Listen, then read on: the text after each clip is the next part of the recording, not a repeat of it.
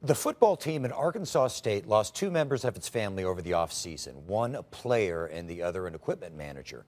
To honor them, the players decided to wear a cross with both their initials on it.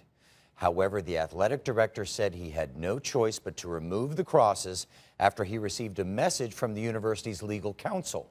An Arkansas lawyer petitioned the school to have them stop wearing those crosses.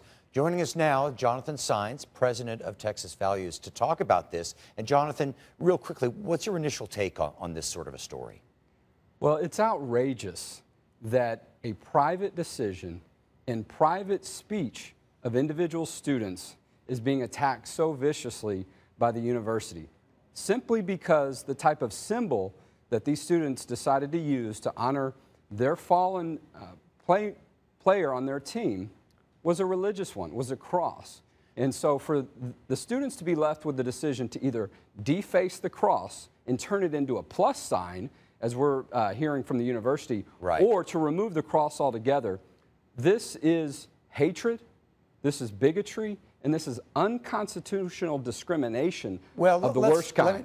Let me ask you, about the legal end of this and the Constitution and this idea that the lawyers saying the reason they have to do this is because it could be argued that because the crosses are on the helmets and it's a state university, that the state university is either favoring or endorsing a certain type of religion, that being their basic point.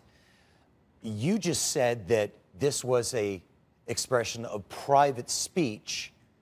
How do you account for those two ways of looking at it? Well, the law on this issue is very clear. It's already been settled by the United States Supreme Court.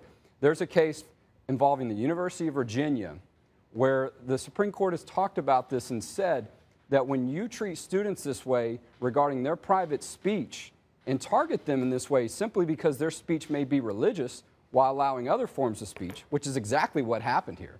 The universities admitted that they'll allow some type of expression in the form of a symbol on the helmet as long as it's not religious. Right. The Supreme Court has already said you can't do that. Well, that is discrimination clearly, Jonathan, and you lose.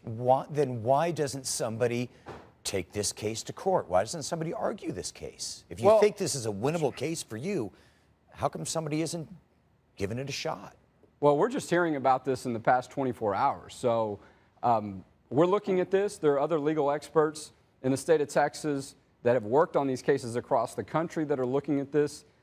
This issue's nowhere close to being over. This is just the beginning. And so I think what we're going to find is when these students find that they've got support now that they don't have from the university, and when they actually have lawyers that are willing to follow the law versus what the type of counsel they're getting from the university, I think they're going to be compelled to realize that they will stand up for their First Amendment rights, because what the fear is this will happen to other students, because we see this war on Christianity just getting worse. Oh, I mean, this sort of issue, this sort of scenario is something that we see time and time again in this country. We got to cut it off right now. Jonathan Saenz, thank you very much for joining us tonight.